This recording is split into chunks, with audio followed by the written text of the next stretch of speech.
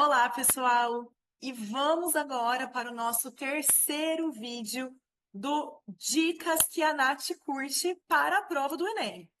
E hoje um vídeo muito especial, porque ele vai falar sobre a C3, né? A competência 3, aquela competência que olha para a coerência do seu texto, para a articulação das ideias, para a conclusão das ideias, a competência mais temida e a competência em que os alunos mais perdem nota. Talvez sim, né? Depois da C1 ali, os erros gramaticais, de norma culta, talvez essa seja a competência mais difícil de se gabaritar na prova. Então vamos dar uma olhadinha aqui, ó.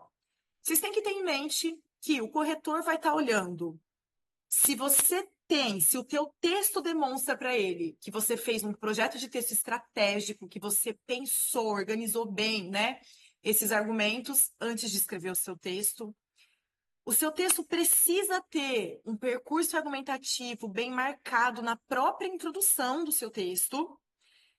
E se o desenvolvimento, né, se todos os desenvolvimentos de todas as ideias do seu texto estão bem articulados, sem lacunas. Então, eu quero dar 3 dicas sobre a competência 3. E a primeira delas é sobre marcar, né, fazer a marcação do percurso argumentativo já na introdução. Quem assistiu ao meu vídeo da dica 2 da C3, viu que eu li 3 introduções de redações nota máxima do Enem.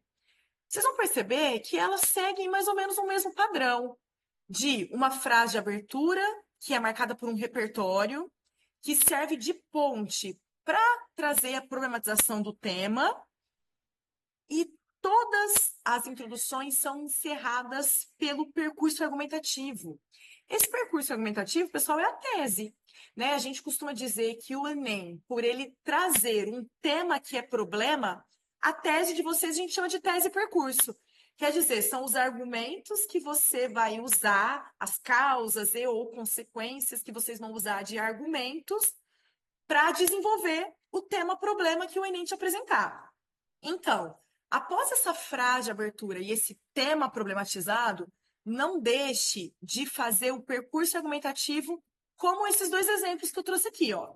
Então, trouxe o repertório, trouxe o tema. Termina sua introdução escrevendo algo semelhante a: desse modo, é preciso analisar os fatores que respondem pelo tema, né?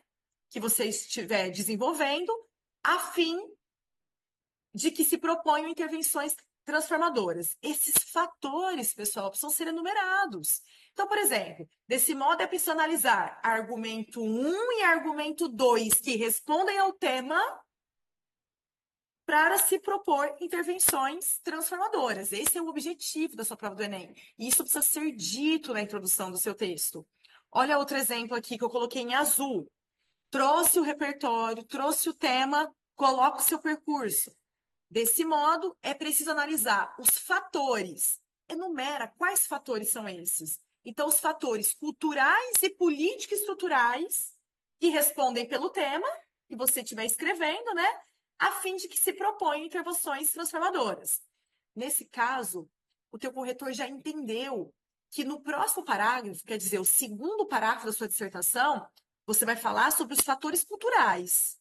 E no terceiro parágrafo, você vai falar sobre os fatores político-estruturais. É claro que você não precisa escrever a palavra fatores, você não precisa escrever a palavra fatores culturais, político-estrutural, mas você precisa escrever palavras que identificam qual é o argumento, qual é a causa, a consequência que você vai usar para desenvolver o seu tema. Isso muito bem marcado na introdução, tá, pessoal? Segunda dica é sobre o desenvolvimento, mais voltado especificamente ao segundo e ao terceiro parágrafo do seu texto. Pessoal, esses parágrafos, eles podem ser produzidos em 4, 5 períodos, né? A quantidade que você julgar necessária. Porém, você não pode deixar de saber que o teu parágrafo de desenvolvimento ele tem que ter 4 passagens. Olha ali, ó. Primeira passagem, a frase resumo do seu argumento, é o tópico frasal. Sobre o que você vai falar naquele parágrafo. Ah, eu vou falar sobre fatores culturais. Ah, então coloca. Então coloca a princípio, nota-se que fatores culturais corroboram para o tema. Explica o porquê disso. Você precisa dar o porquê, as justificativas para esses fatores culturais, né, que você escolheu falar, está interferindo no tema. Você precisa trazer um repertório, um embasamento, uma prova para aquilo que você está falando. E no final, você precisa fazer um encerramento dessa ideia, mostrar a consequência daquilo tudo que você está falando para a sociedade. Então, os seus parágrafos de desenvolvimento, eles precisam seguir esses 4 percursos, ok? Aqui eu trouxe um exemplo de um parágrafo de uma redação nota 1000 do Enem. Aquela é uma redação do tema que era invisibilidade e registro civil, garantia de acesso à cidadania no Brasil. Então, olha aqui, ó, vamos olhar, eu tenho 2 colunas e vocês vão entender. Vamos olhar essa primeira coluna aqui, que está menor, o textinho menor aqui, a coluna da esquerda. O aluno começa assim, ó, além disso, é válido ressaltar que a lacuna no sistema de educação potencializa essa conjuntura. Que conjuntura é essa? A conjuntura do tema, que já foi apresentado lá na introdução. Então, ele está dizendo que a lacuna, né, o vazio que tem no sistema de educação é que faz as pessoas não entenderem a necessidade de se registrar e a necessidade de ter um registro para poder ter acesso à cidadania. Ele precisa justificar, dizer o porquê disso, precisa de um repertório. Então, ele vai para o desenvolvimento, ó, ele vai colocar lá. Isso acontece porque, desde o século XX, com a implementação de um formato tradicionalista de ensino pelo ex-presidente Vargas, cristalizou-se um modelo educacional. Opa, então peraí. Está fazendo menção à Era Vargas. A Era Vargas, história é repertório. Isso aqui é o embasamento para o argumento dela. Mas ela ainda precisa dizer o porquê que esse sistema de educação, ou melhor, essa lacuna no sistema de educação, que foi implementado desde a Era Vargas, contribui para esse problema que é o tema. Então, ela vai explicar, ó, nessa perspectiva, com o desconhecimento de parte da população sobre a relevância da garantia de direitos, há uma invisibilização da situação sofrida pelas pessoas que não possuem documentos basilares. Como consequência disso, mantém-se o quadro de ausência de ações sociais efetivas no que tange à reversão desse contexto. Explicou por quê, então, a relação da educação com o tema. E a conclusão que ela chega, né? Dessa forma, é imprescindível combater a falha no processo educacional. Ok. Esse parágrafo que eu acabei de ler, pessoal, ele cumpre com todos esses desenvolvimentos. Então, ele traz o primeiro ponto final, né? O primeiro período, uma frase resumo com o argumento. Na sequência, ele traz a prova, o repertório. Depois, ele faz uma explicação, ele tece comentários sobre a frase resumo e ele faz um encerramento. Ele faz isso em 5 períodos. Só que o que que acontece? Aqui, ele conseguiu desenvolver o argumento dele. Só que quando a gente lê esse parágrafo, a gente identifica algumas lacunas. E aqui está a chave para gabaritar a competência 3, pessoal. Porque esse parágrafo que eu acabei de ler, eu tenho certeza que vocês dão conta de fazer. Mas vocês precisam ter a prática de olhar para o parágrafo de desenvolvimento de vocês e enxergar que todos os elementos novos, quer dizer, todos os elementos que são apresentados pela primeira vez, eles precisam ser explicados ou exemplificados. O seu texto precisa ser um texto autônomo. Tudo que é colocado nele precisa ser entendido por ele. Então, por exemplo, quando ele fala que se cristalizou um modelo educacional na era Vargas. Pessoal, uma pessoa que não estuda história há muito tempo, ela não sabe que modelo educacional o Vargas implementou. Então, cabe a você dizer. Então, aqui a gente tinha uma lacuna no desenvolvimento que faria você perder nota. Então, olha lá, ó, o ideal é que você complete, eu coloquei aqui em rosa. Então, vamos voltar um pouquinho, ó. Com a implementação de um formato tradicionalista de ensino pelo ex-presidente Vargas, cristalizou-se o modelo educacional. Que modelo é esse?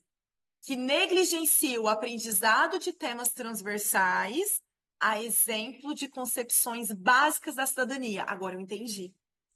O que acontece? Como o modelo educacional ele é tradicional e ele não traz exemplos, ele não ensina concepções básicas de cidadania, muitas pessoas não têm noção da importância do registro civil, que era o tema do Enem. Então, isso precisa ser explicado.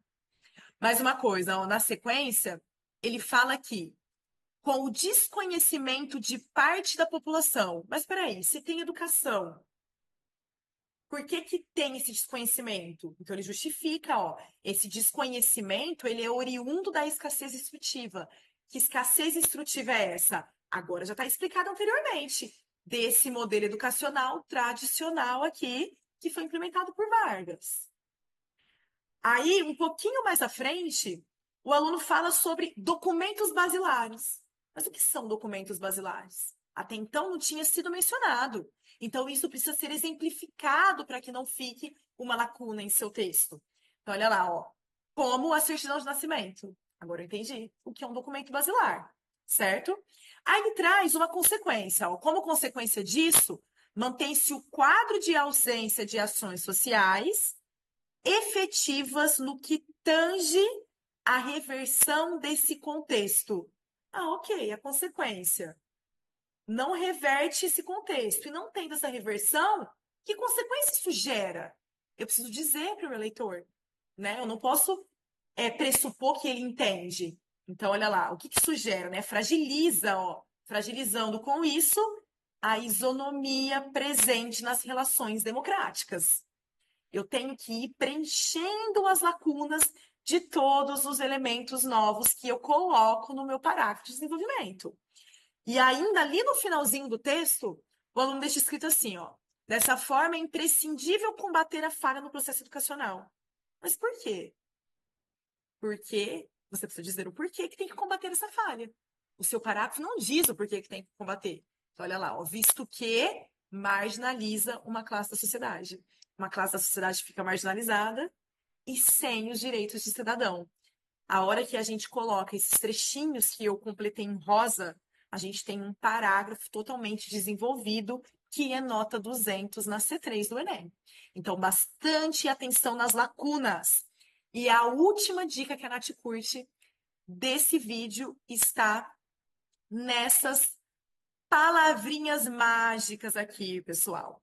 Então, o que que eu posso dar de dica para vocês tentarem completar, preencher as lacunas dos textos de vocês? Tentar, no meio da explicação, no desenvolvimento ali do seu argumento, usar alguns elementos de coesão como esses aqui que eu coloquei, ó. Em outras palavras, isso ocorre porque, isto é, ou seja, porque, já que, em virtude de, essas palavrinhas, se vocês se obrigarem, quando vocês acharem que a explicação do texto de vocês já está completa, mas vocês se obrigarem a colocar, e estou sentindo falta da palavrinha-chave que a Nath falou, se obriga a pôr. Eu garanto que após essas palavrinhas, a lacuna de vocês ela é preenchida, porque você dá uma explicação mais detalhada daquilo que você escolheu falar no desenvolvimento do seu texto. Sobre a C3, era isso que eu queria dizer para vocês. E aguardem que já já vem o Dicas que a Nath curte 4. Vamos falar de competência 4 de coesão. Um beijo, continuem com a gente. Tchau, tchau, pessoal.